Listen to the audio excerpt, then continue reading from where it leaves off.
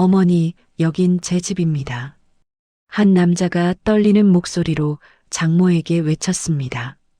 평생 사위는 백년 손님이라는 말을 들으며 살아온 그가 왜 이런 극단적인 선택을 했을까요? 그리고 이 한마디는 가족 전체를 어떤 파국으로 몰고 갔을까요? 이 모든 갈등의 시작은 작은 반찬통에서 비롯되었습니다.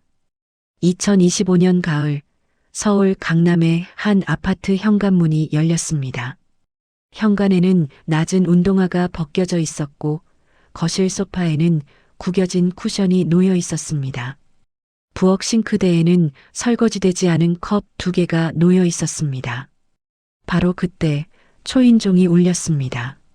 민서야, 엄마야. 반찬 가져왔어. 문이 열리자 60대 중반의 여성이 들어왔습니다. 단정하게 빗어넘긴 머리, 깔끔한 베이지색 재킷, 그리고 양손에 가득한 반찬통들이었습니다.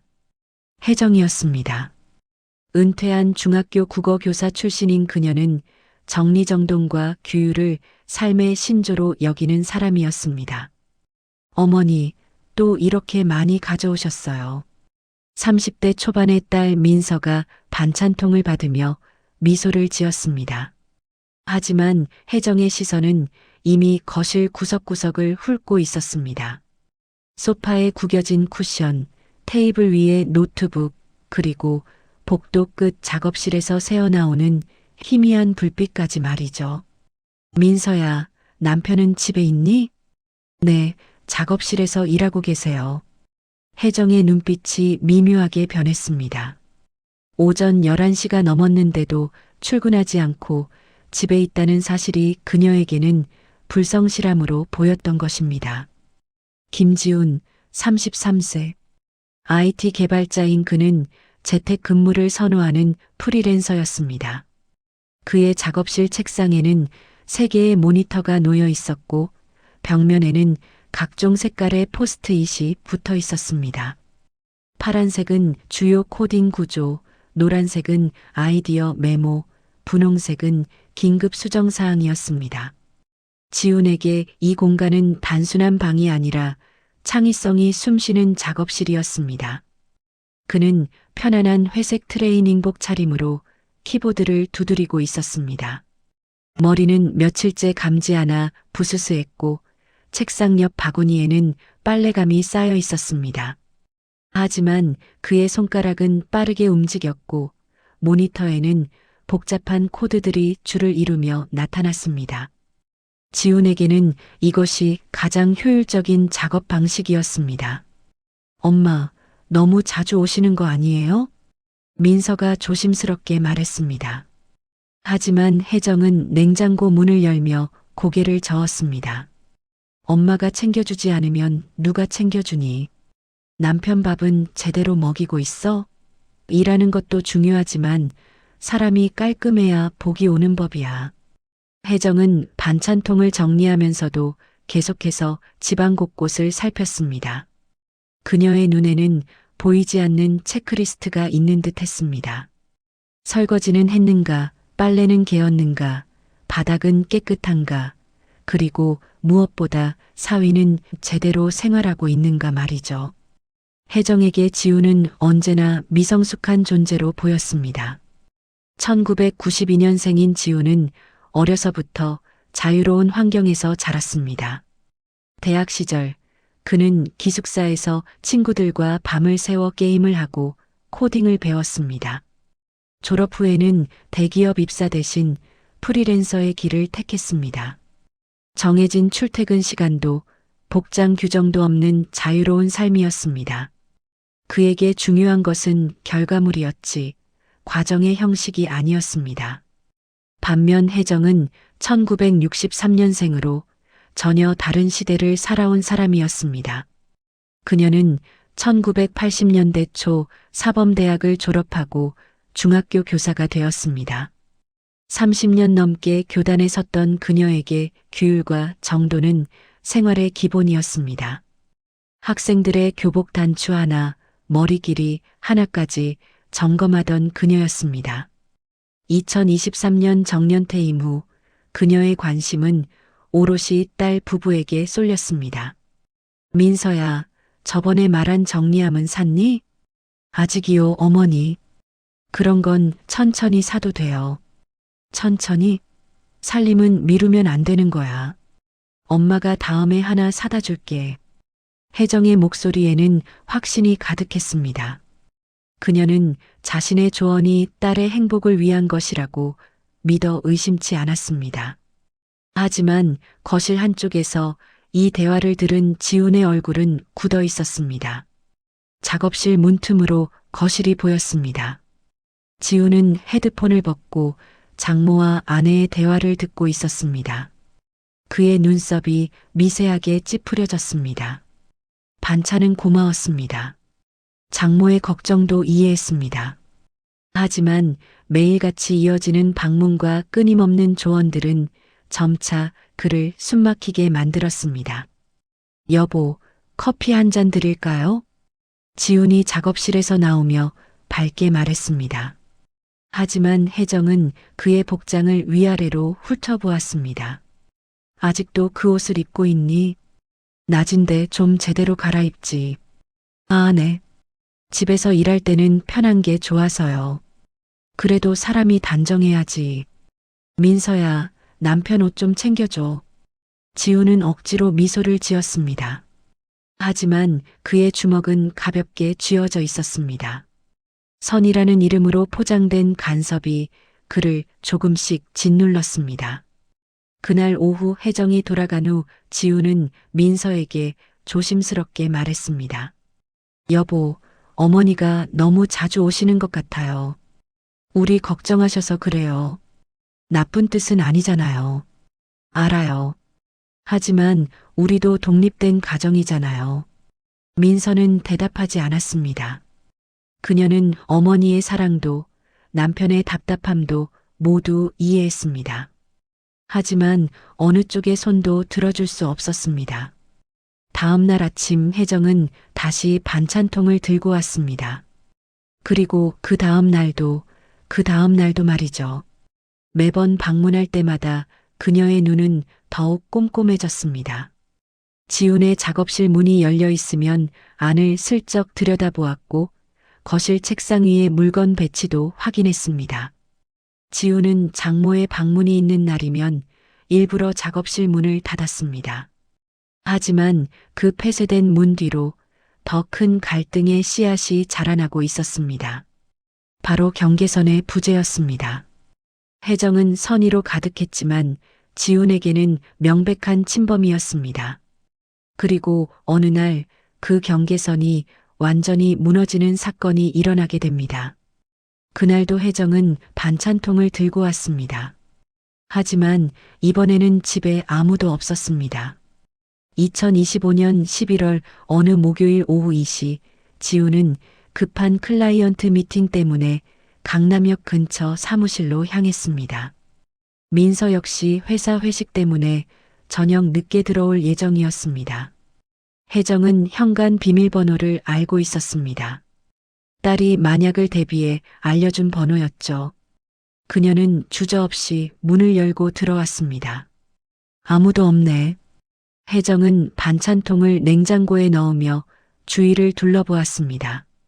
거실은 비교적 정돈되어 있었지만 소파 위에는 접히지 않은 담요가 놓여 있었습니다.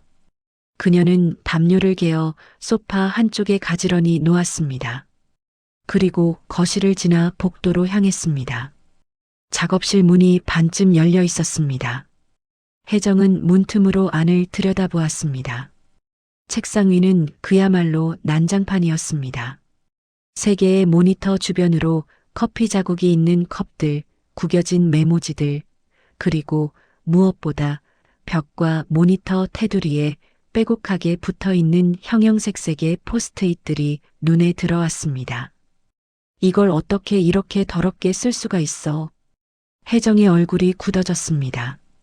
30년 넘게 교사로 살아온 그녀에게 이런 어지러운 공간은 참을 수 없는 것이었습니다. 학생들의 책상도 항상 정리하게 했던 그녀였습니다. 교무실 자리도 언제나 깔끔하게 유지했던 사람이었죠. 잠깐만 정리해줘야겠어. 혜정은 작업실 안으로 들어갔습니다. 그녀는 먼저 책상 위에 컵들을 모았습니다. 세 개의 컵에서 커피 찌꺼기 냄새가 났습니다. 그녀는 인상을 찌푸리며 컵들을 들고 부엌으로 향했습니다. 설거지를 마친 후 그녀는 다시 작업실로 돌아왔습니다. 이제 본격적인 정리 시간이었습니다. 혜정은 책상 서랍에서 걸레를 꺼냈습니다. 그리고 모니터 주변을 닦기 시작했습니다. 하지만 문제가 생겼습니다. 모니터 테두리와 벽면에 붙어 있는 포스트잇들이 걸레질을 방해했던 것입니다. 이런 쓰레기들은 다 떼어내야겠네. 혜정의 눈에 그 포스트잇들은 단순한 낙서로 보였습니다. 파란색 포스트잇에는 알 수 없는 영어 단어들과 화살표가 그려져 있었습니다. 노란색 포스트잇에는 의미를 알 수 없는 도표들이 있었습니다. 분홍색 포스트잇에는 날짜와 함께 짧은 메모들이 적혀 있었습니다. 이게 뭐야? 낙서도 아니고. 혜정은 주저하지 않았습니다. 그녀는 모니터 테두리에 붙어 있는 포스트잇들을 하나씩 떼어내기 시작했습니다. 파란색 15장, 노란색 23장, 분홍색 8장, 총 46장의 포스트잇이 그녀의 손에 모였습니다.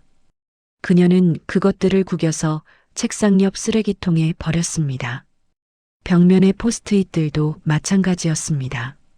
혜정은 의자에 올라가 벽에 붙어 있던 포스트잇 32장을 모두 떼어냈습니다. 그것들 역시 쓰레기통 속으로 들어갔습니다. 이제 책상과 벽면은 깨끗해졌습니다. 혜정은 만족스러운 표정으로 책상을 닦았습니다. 모니터도 깨끗이 닦았고 키보드 사이사이에 먼지도 제거했습니다. 책상 위에 흩어져 있던 펜들은 펜꽂이에 가지런히 꽂았습니다. 마우스 패드도 반듯하게 정렬했습니다. 이제야 사람 살 것 같네. 혜정은 작업실을 나오며 뿌듯해했습니다. 그녀는 딸 부부를 위해 좋은 일을 했다고 믿었습니다. 특히 지훈을 위해서 말이죠. 깨끗한 환경에서 일해야 능률도 오르는 법이니까요. 오후 6시 지훈이 집에 돌아왔습니다. 휴, 미팅이 길어졌네. 지훈은 현관문을 열고 들어서며 한숨을 쉬었습니다. 클라이언트가 요구사항을 계속 바꾸는 바람에 미팅이 4시간이나 걸렸습니다. 그는 빨리 작업실로 가서 오늘 나온 수정사항들을 포스트잇에 정리하고 싶었습니다. 작업실 문을 열고 들어간 지훈은 그 자리에서 얼어붙었습니다. 책상이 텅 비어 있었습니다.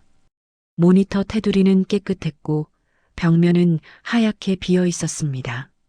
그가 일주일 동안 밤을 새워가며 구조화했던 프로젝트 설계도가 사라진 것입니다. 뭐야 이게? 지훈의 목소리가 떨렸습니다. 그는 황급히 책상 서랍을 열었습니다. 혹시 누군가 정리해서 넣어둔 것은 아닐까 하는 희망이었습니다. 하지만 서랍은 비어 있었습니다. 그는 책상 밑을 뒤졌습니다. 아무것도 없었습니다. 마지막으로 그의 시선이 쓰레기통으로 향했습니다. 구겨진 포스트잇들이 쓰레기통 안에 가득했습니다. 지훈은 무릎을 꿇고 쓰레기통을 뒤집었습니다. 바닥에 쏟아진 포스트잇들을 하나씩 펼쳤습니다. 파란색 포스트잇에는 데이터베이스 구조가 그려져 있었습니다. 노란색 포스트잇에는 API 연동 로직이 적혀 있었습니다. 분홍색 포스트잇에는 긴급 수정사항 목록이 있었습니다. 이게 다 쓰레기통에. 지훈의 손이 떨렸습니다. 이 프로젝트는 그가 3개월 동안 준비한 대형 프로젝트였습니다. 계약금만 3천만 원이었고 성공하면 추가 계약까지 이어질 중요한 건이었습니다. 그는 매일 밤 포스트잇을 붙이고 떼고 다시 붙이면서 최적의 구조를 찾아냈습니다. 그런데 그 모든 것이 한순간에 사라진 것입니다. 지훈은 민서에게 전화를 걸었습니다. 하지만 회식 중이던 민서는 전화를 받지 않았습니다. 그는 거실로 나와 소파에 주저앉았습니다. 머릿속이 하얘졌습니다. 누가 이런 짓을 했을까? 도둑이 들어온 것도 아니고 청소업체를 부른 것도 아닌데 말이죠. 그때 냉장고 안에 반찬통들이 눈에 들어왔습니다. 설마. 지우는 천천히 일어나 냉장고 문을 열었습니다. 새로 들어온 반찬통 5개가 가지런히 정리되어 있었습니다. 그가 출근하기 전에는 없던 것들이었습니다. 그리고 거실 소파 위의 담요도 깔끔하게 개어져 있었습니다. 장모님이. 지훈의 얼굴이 굳어졌습니다. 분노가 치밀어 올랐습니다. 하지만 그는 참았습니다. 혹시 오해일 수도 있으니까요. 그는 혜정에게 직접 전화를 걸었습니다.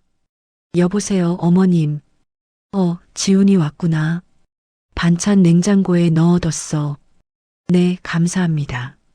그런데 어머님, 혹시 오늘 제 작업실에 들어가셨나요? 전화기 너머로 잠시 침묵이 흘렀습니다. 아, 그거. 내가 좀 정리해줬어. 너무 지저분하더라고. 특히 그 종이 쪼가리들 말이야. 다 쓰레기 아니니. 지우는 숨을 깊게 들이마셨습니다. 그는 최대한 침착하게 말하려고 애썼습니다. 어머님, 그게 쓰레기가 아니라 제 작업 자료였습니다. 작업 자료? 그런 낙서 같은 게 무슨 작업 자료야. 제대로 된 서류에 정리를 해야지. 어쨌든 이제 깨끗해졌으니까 일도 더 잘 되겠네. 어머님, 그거 매우 중요한 자료였어요. 어떻게 허락도 없이. 지훈의 목소리가 높아졌습니다. 하지만 혜정은 오히려 당황스러워했습니다. 뭐가 그렇게 중요해? 다시 쓰면 되잖아. 그리고 나는 너희를 위해서 한 건데 왜 그래? 더럽게 살면 되겠니? 어머님, 저는 지금. 알았어. 다음부턴 안 그럴게. 근데 너무 예민하게 구는 거 아니니? 엄마가 정리 좀 해줬다고. 전화가 끊어졌습니다. 지우는 멍하니 휴대폰을 내려다보았습니다.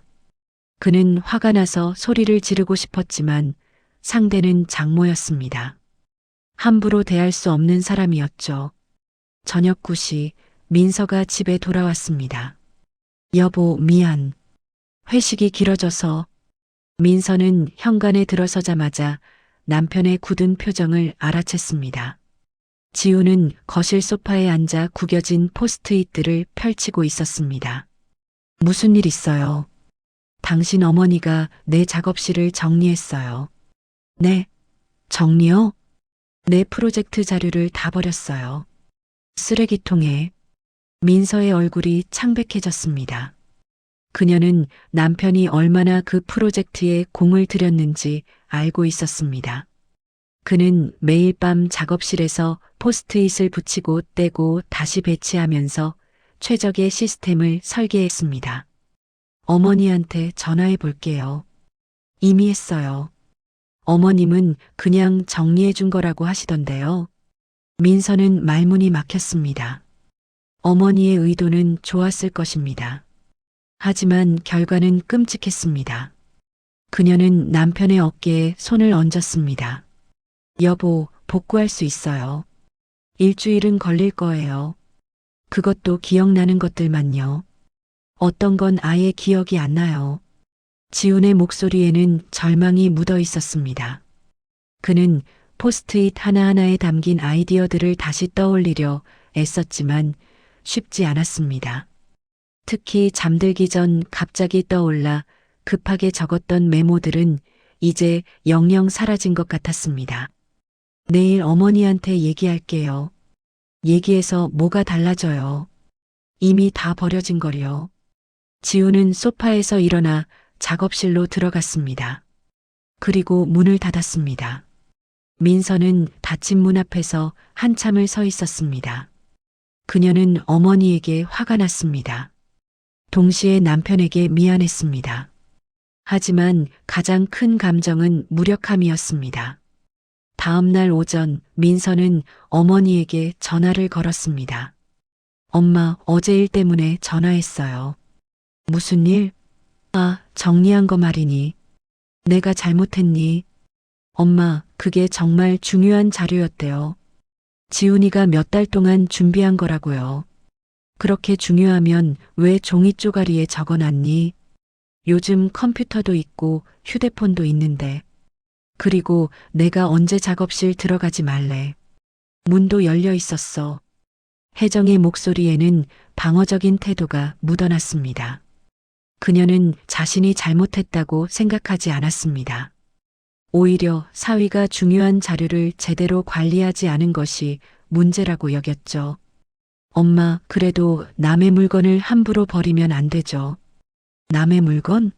나는 식구인데 무슨 남이야. 그리고 나는 너희를 위해서 한 건데 왜 자꾸 나를 나쁜 사람으로 만드니? 엄마를 나쁜 사람이라고 한 게 아니라. 됐어. 알았어. 앞으로 안 갈게. 반찬도 안 갖다 줄게.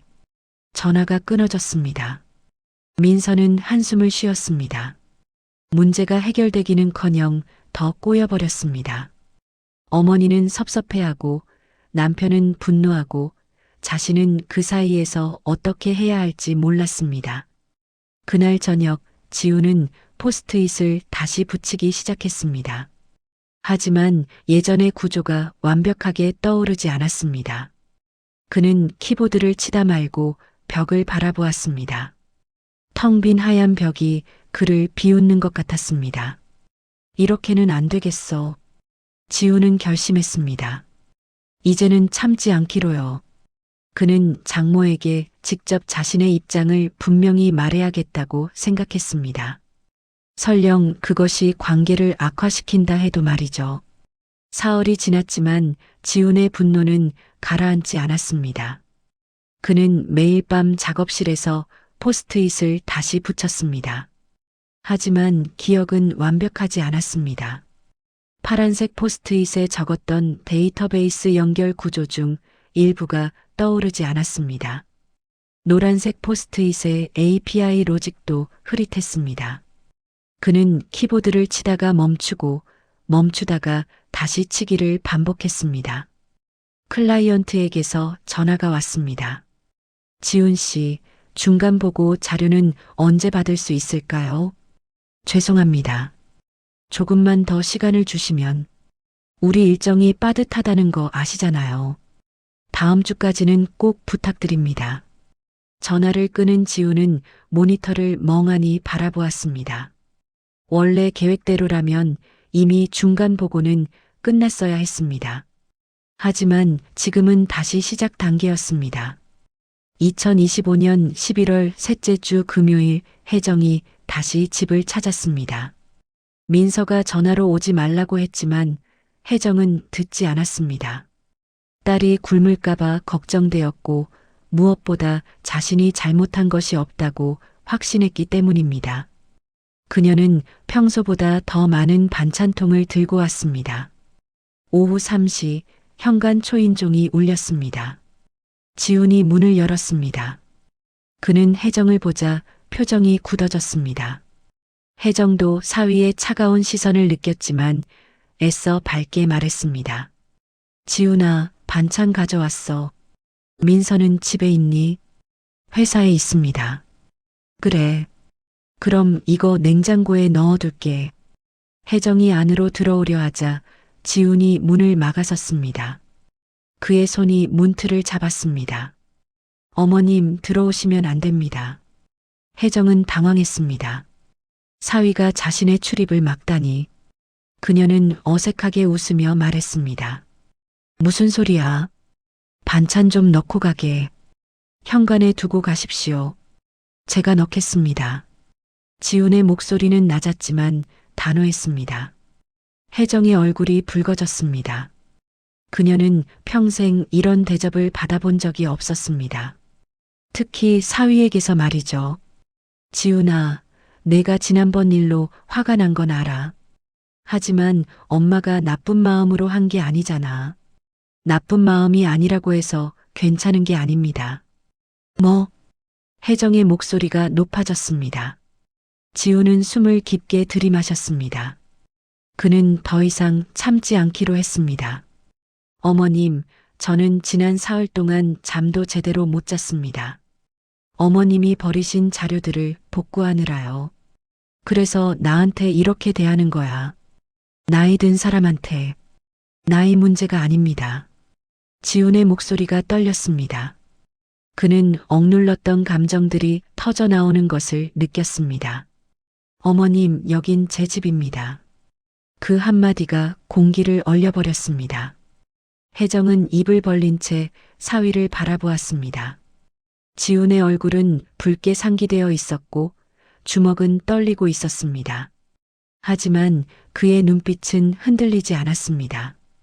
제 집에서 제 물건을 제 방식대로 관리하는 것이 뭐가 잘못된 겁니까? 어머님은 딸을 걱정하신다고 하지만 저도 이 집의 주인입니다. 어머님이 아무리 선의로 하신 일이라고 해도 제 허락 없이 제 공간에 들어와 제 물건을 버리는 것은 명백히 선을 넘은 행동입니다. 지훈의 목소리는 점점 커졌습니다. 그는 자신이 무례하게 군다는 것을 알았습니다. 하지만 멈출 수 없었습니다. 저는 어머님의 반찬도 감사하고 걱정도 고맙게 생각합니다. 하지만 그것이 제 삶을 간섭할 권리를 주는 것은 아닙니다. 이제는 경계가 필요합니다. 혜정의 눈에 눈물이 맺혔습니다. 너 지금 나한테 이러는 거야. 백년 손님이 이렇게까지 말해도 되는 거야. 저는 손님이 아닙니다.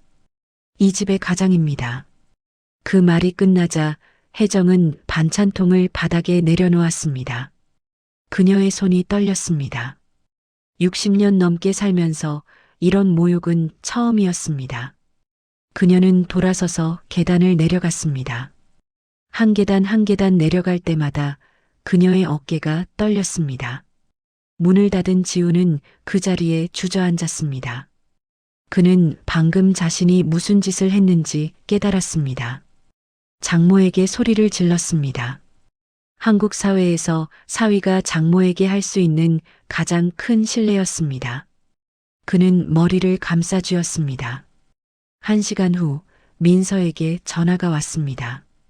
여보세요. 민서야. 어머니의 울먹이는 목소리가 들렸습니다.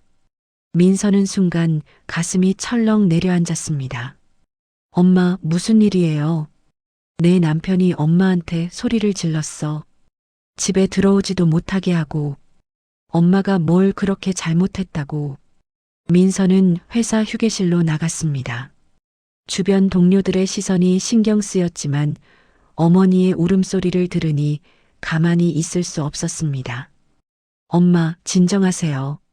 무슨 일인지 천천히 말씀해 주세요. 내가 반찬 갖다 줬더니 문전박대를 당했어. 여기가 자기 집이라고, 자기가 가장이라고 하더라. 엄마를 손님 취급하면서. 민서는 말문이 막혔습니다.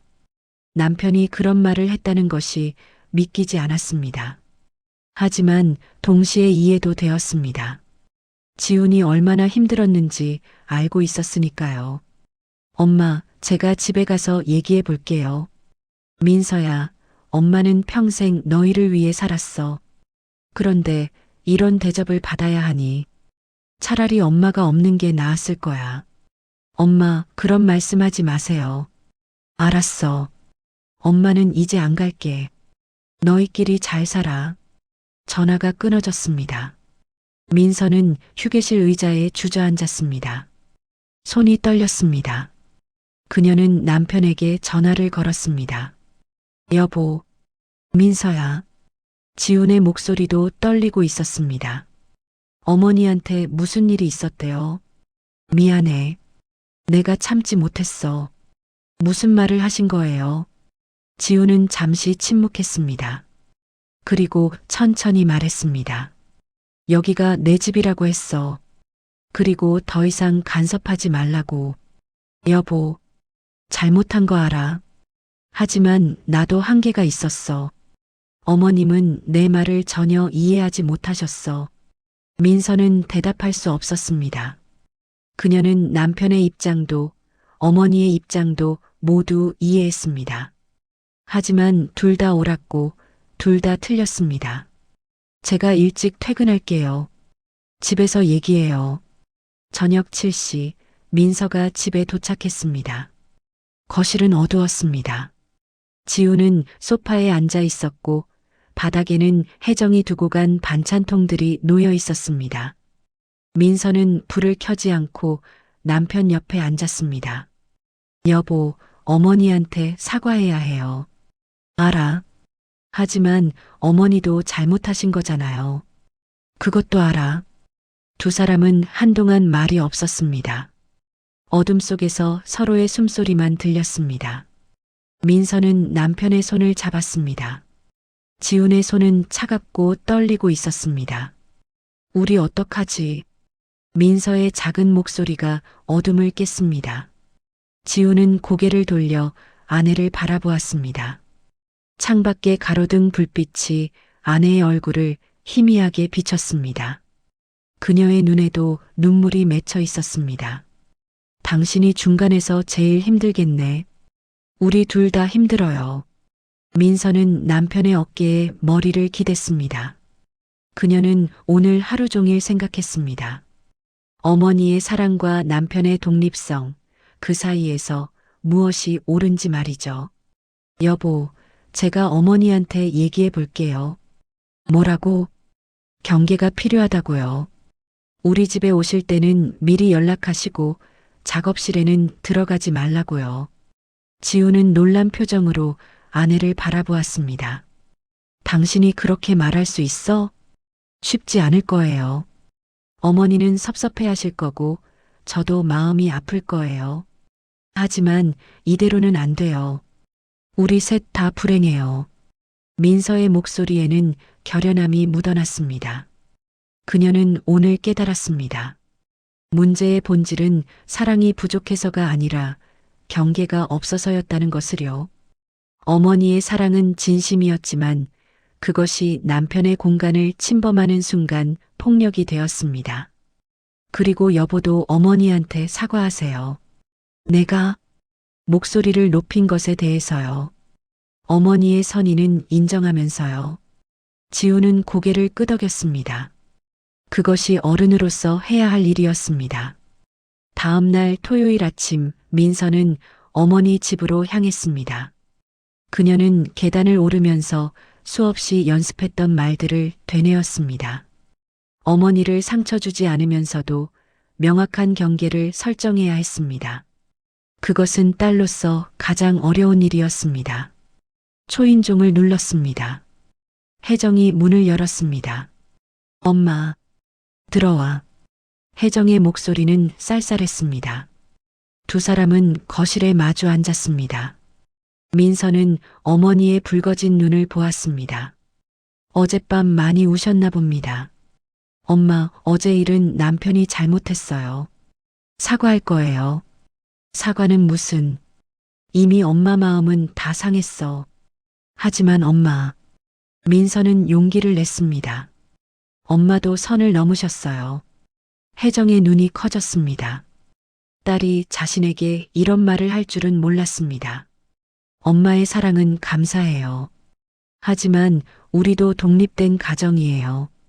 앞으로는 오실 때 미리 연락 주시고 남편 작업실에는 들어가지 말아주세요. 그게 그렇게 어려운 부탁이었니? 혜정의 목소리가 떨렸습니다. 어려운 게 아니에요. 필요한 거예요. 우리가 모두 편안하려면요.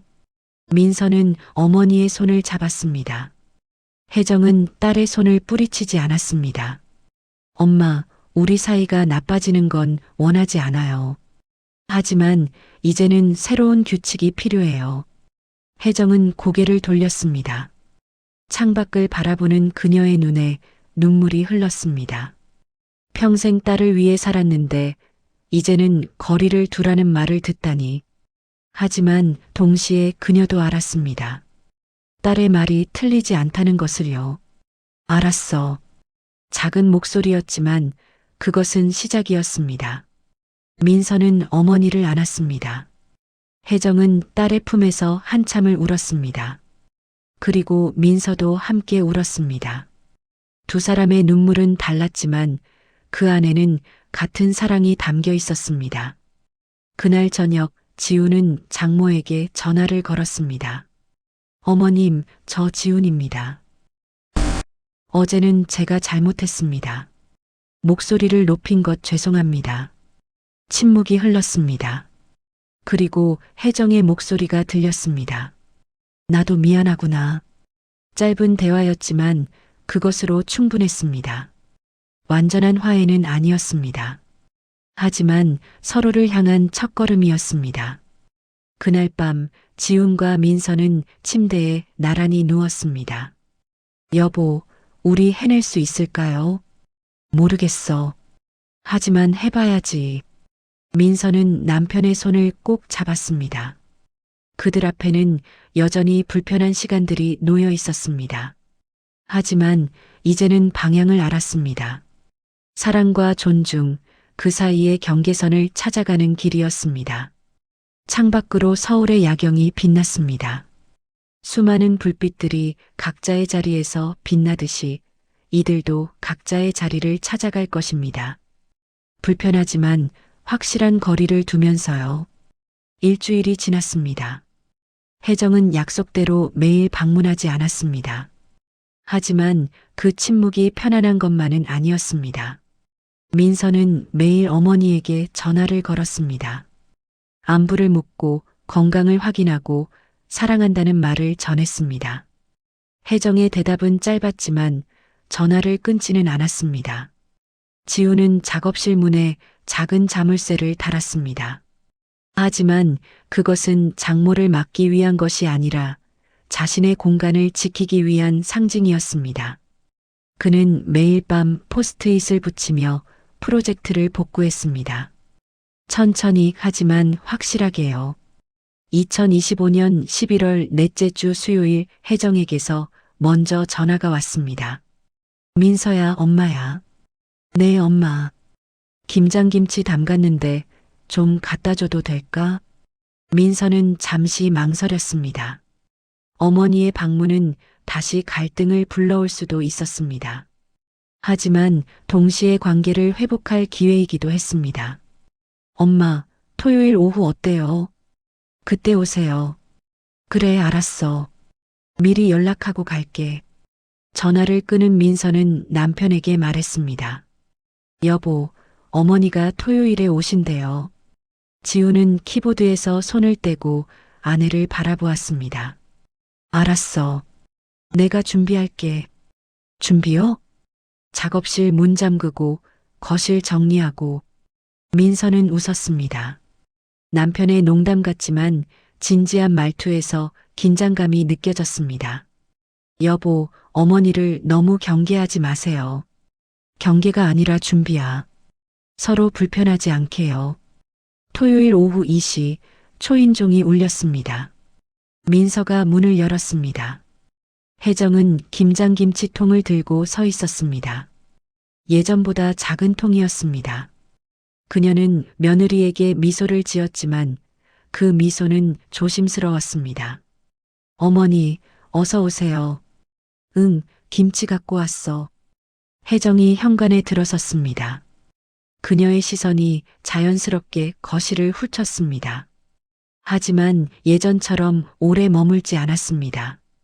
그녀는 의식적으로 눈길을 거두었습니다. 거실에서 지훈이 일어났습니다. 어머님 오셨습니까? 그래. 두 사람 사이에 잠시 침묵이 흘렀습니다. 어색했지만 적대적이지는 않았습니다. 지훈은 먼저 다가가 김치통을 받았습니다. 감사합니다. 제가 부엌에 놓을게요. 그래, 잘 먹어라. 혜정은 소파에 앉았습니다. 민서가 차를 내왔습니다. 세 사람은 거실에 둘러앉았습니다. 예전처럼 자연스럽지는 않았지만 그래도 함께 있었습니다. 지훈아, 일은 잘 되고 있니? 혜정이 조심스럽게 물었습니다. 지훈은 놀랐습니다. 장모가 자신의 일에 관심을 보인 것은 처음이었습니다. 네, 복구 중입니다. 시간이 좀 걸리지만요. 그래, 천천히 해. 건강이 제일 중요한 거야. 감사합니다. 짧은 대화였지만 그 안에는 변화가 있었습니다. 혜정은 사위를 훈계하지 않았습니다. 지훈도 방어적이지 않았습니다. 두 사람은 서로를 존중하며 대화했습니다. 1시간 후 혜정은 일어났습니다. 이제 갈게.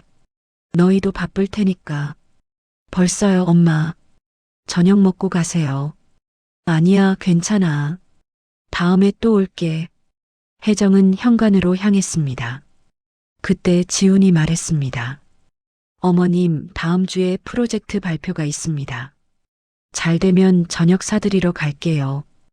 혜정은 돌아보았습니다. 사위의 얼굴에는 진심이 담겨 있었습니다. 그래, 꼭 잘 되길 바란다. 문이 닫혔습니다. 민서는 남편을 바라보았습니다. 여보, 방금 뭐라고 하신 거예요? 어머님께 저녁 사드린다고 했잖아. 그게 아니라 그런 말을 먼저 하시다니. 지우는 어깨를 으쓱했습니다. 어머님도 노력하시잖아. 나도 노력해야지. 민서는 남편을 껴안았습니다. 작은 변화였지만 그것은 희망이었습니다. 다음 주 금요일 지훈의 프로젝트 발표가 있었습니다. 그는 아침 일찍 일어나 정장을 입었습니다. 민서가 넥타이를 매주었습니다. 여보, 잘하고 올게. 당연하죠. 화이팅! 발표는 성공적이었습니다. 클라이언트는 만족했고 추가 계약도 논의되었습니다. 지우는 회사를 나오며 하늘을 올려다보았습니다. 11월의 차가운 공기가 상쾌했습니다. 그날 저녁 지우는 가족 3명을 위한 저녁 식사를 예약했습니다. 어머님, 저 지훈입니다. 오늘 저녁 시간 되시나요? 왜 무슨 일이니? 프로젝트가 잘 끝났습니다. 약속드린 대로 저녁 사드리려고요. 전화 너머로 혜정의 놀라는 기척이 들렸습니다. 정말이니? 네, 어머님. 강남역 근처 한정식 집인데 어머님 좋아하실 것 같아서요. 그래, 알았다. 몇 시에 가면 되니? 6시에 뵙겠습니다. 저녁 6시 한정식 집 앞에서 3사람이 만났습니다. 혜정은 단정한 한복을 입고 나왔습니다. 머리도 곱게 빗었고 얼굴에는 화장이 되어 있었습니다. 민서는 어머니의 모습에 가슴이 뭉클했습니다. 어머니도 이 만남을 중요하게 생각하고 계신 것입니다. 어머님, 어서 오십시오. 그래, 오랜만에 외식하네. 식당 안은 따뜻했습니다. 창밖으로는 서울의 야경이 보였습니다. 음식이 나오고 3사람은 조용히 식사를 시작했습니다. 어머님, 김장김치 정말 맛있었습니다. 지훈이 먼저 말을 꺼냈습니다. 그래, 다행이네. 올해는 소금을 조금 덜 넣었거든. 딱 좋았어요. 저희 둘 다 잘 먹고 있습니다. 혜정은 사위의 말에 고개를 끄덕였습니다. 그녀는 젓가락을 내려놓고 말했습니다. 지훈아, 그동안 엄마가 미안했다. 갑작스러운 사과에 지훈은 당황했습니다. 아닙니다, 어머님. 아니야, 엄마가 선을 넘었어. 내 작업실에 들어간 것도, 내 물건을 버린 것도, 엄마는 딸을 걱정하는 마음뿐이었는데 내 입장은 생각 못했구나. 혜정의 목소리가 떨렸습니다. 민서는 어머니의 손을 잡았습니다. 엄마. 민서야, 엄마가 틀렸어. 너희는 이제 독립된 가정이야. 엄마가 간섭할 권리가 없는 거지. 지우는 고개를 숙였습니다. 그의 눈가도 붉어졌습니다. 어머님, 저도 죄송합니다. 목소리를 높인 것 정말 죄송합니다. 어머님의 마음을 이해하지 못했습니다. 아니야, 내가 화낼만 했어. 두 사람은 서로를 바라보았습니다. 그들의 눈에는 이해와 용서가 담겨 있었습니다. 앞으로는 미리 연락하고 갈게. 그리고 내 공간은 존중할게. 감사합니다, 어머님. 그리고 어머님의 반찬과 걱정은 정말 감사합니다. 앞으로도 가끔 오셔서 저희 확인해 주세요. 혜정은 웃었습니다. 진심 어린 미소였습니다. 그래, 그렇게 하마. 민서는 두 사람의 손을 함께 잡았습니다. 고마워요, 두 분 다. 그날 밤 세 사람은 오랜만에 편안하게 대화를 나눴습니다. 혜정은 자신의 교사 시절 이야기를 들려주었고 지우는 프로젝트 이야기를 했습니다. 민서는 두 사람을 번갈아 보며 행복해했습니다. 식사를 마치고 나오는 길 혜정이 말했습니다. 지우나, 내 작업실 한번 보여줄 수 있니? 제대로 보고 싶구나. 지우는 놀랐습니다. 하지만 그는 고개를 끄덕였습니다. 네, 어머님. 다음에 집에 오시면 보여드릴게요. 제대로요. 그래, 고맙다. 집으로 돌아오는 차 안에서 민서는 창밖을 바라보았습니다. 서울의 밤은 여전히 빛나고 있었습니다. 수많은 불빛들이 각자의 자리에서 빛나듯이 그들도 각자의 자리를 찾았습니다. 사랑과 존중, 그 사이의 경계선 위에서요. 여보, 우리 해냈어요. 아직 시작이야. 하지만 할 수 있을 것 같아. 민서는 남편의 손을 꼭 잡았습니다. 그들 앞에는 여전히 조심스러운 순간들이 있을 것입니다. 하지만 이제는 알았습니다. 가족이란 완벽한 조화가 아니라 서로의 경계를 존중하며 함께 걸어가는 것이라는 사실을요. 그날 밤 지우는 작업실에서 마지막 포스트잇을 붙였습니다. 벽면은 다시 형형색색의 메모들로 가득 찼습니다. 하지만 이번에는 달랐습니다. 그것은 단순한 작업 자료가 아니라 그가 위기를 극복하고 얻은 성취의 증거였습니다. 민서가 작업실 문을 두드렸습니다. 여보, 들어가도 돼요. 응, 들어와. 민서는 작업실 안을 둘러보았습니다. 포스트잇들이 질서 있게 배치되어 있었습니다. 다시 만들었네요. 응, 더 나아진 것 같아. 어머니께도 보여드려야겠어요. 이게 얼마나 중요한 건지요. 지우는 아내를 안았습니다. 당신 덕분이야. 당신이 중간에서 지켜줘서 우리 함께 한 거죠. 두 사람은 포스트잇으로 가득한 벽을 바라보았습니다. 그것은 단순한 메모가 아니었습니다. 그것은 존중과 이해, 그리고 사랑의 새로운 형태였습니다. 한 달이 지났습니다. 2025년 12월 서울에 첫눈이 내렸습니다. 지우는 작업실 창문을 통해 하얀 눈송이들을 바라보았습니다. 그의 책상 위에는 새로운 프로젝트 계약서가 놓여 있었습니다. 지난 프로젝트의 성공으로 더 큰 기회가 찾아온 것입니다. 벽면의 포스트잇들은 이제 질서 있게 배치되어 있었습니다. 파란색은 왼쪽, 노란색은 중앙, 분홍색은 오른쪽. 누가 봐도 이해할 수 있는 구조였습니다. 하지만 여전히 지움만의 창의적인 공간이었습니다.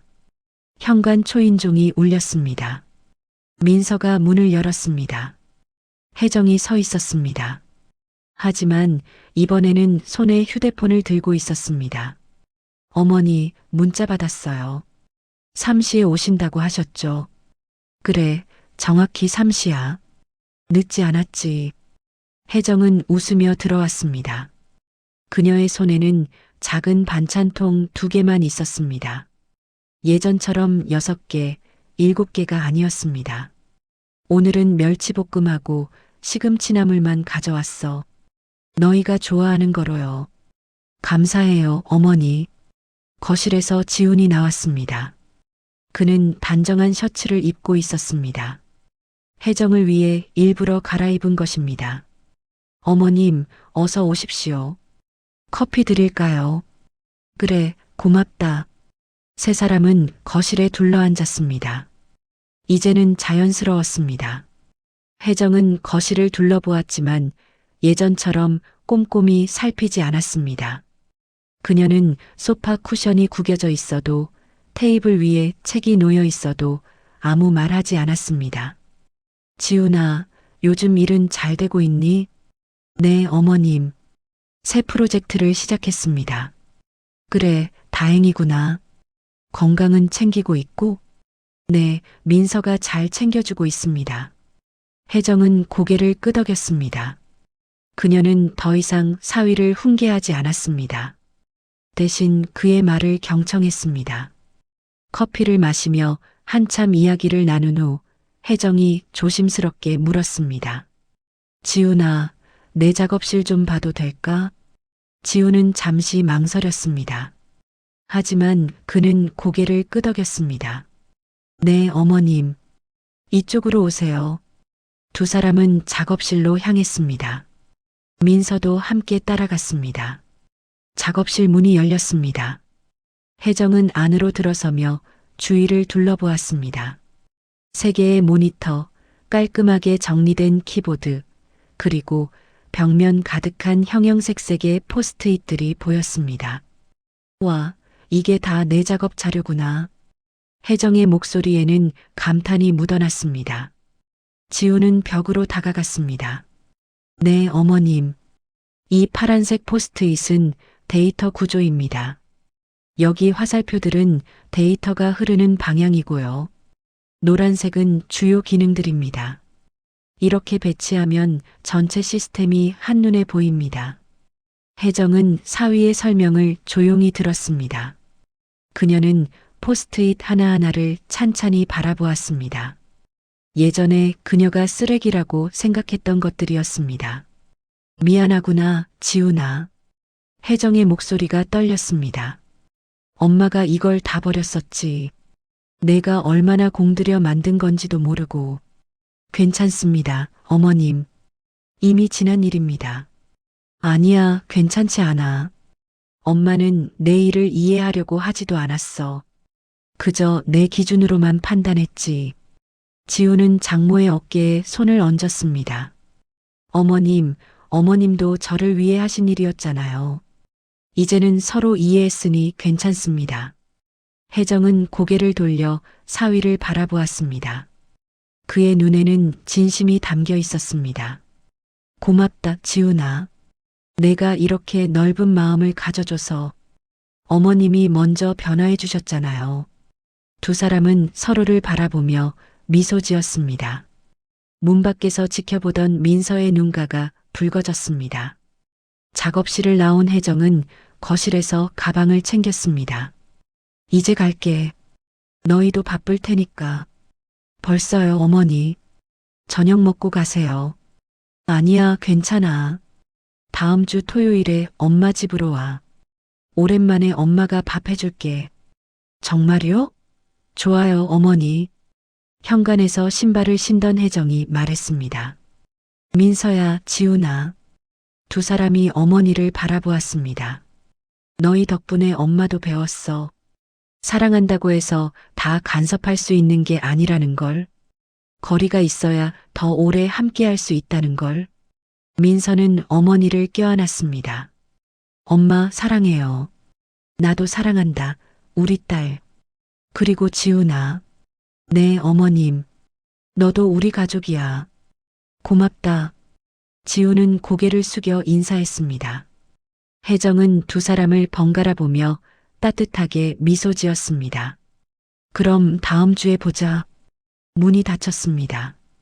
복도를 걸어가는 혜정의 발걸음은 가벼웠습니다. 그녀는 계단을 내려가며 생각했습니다. 자신이 틀렸던 것은 사랑이 부족해서가 아니라 사랑하는 방식이 잘못되었다는 것을요. 그날 저녁 지훈과 민서는 창가에 나란히 서서 눈 내리는 서울을 바라보았습니다. 여보, 우리 정말 해냈네요. 응, 쉽지 않았지. 어머니도 많이 변하셨어요.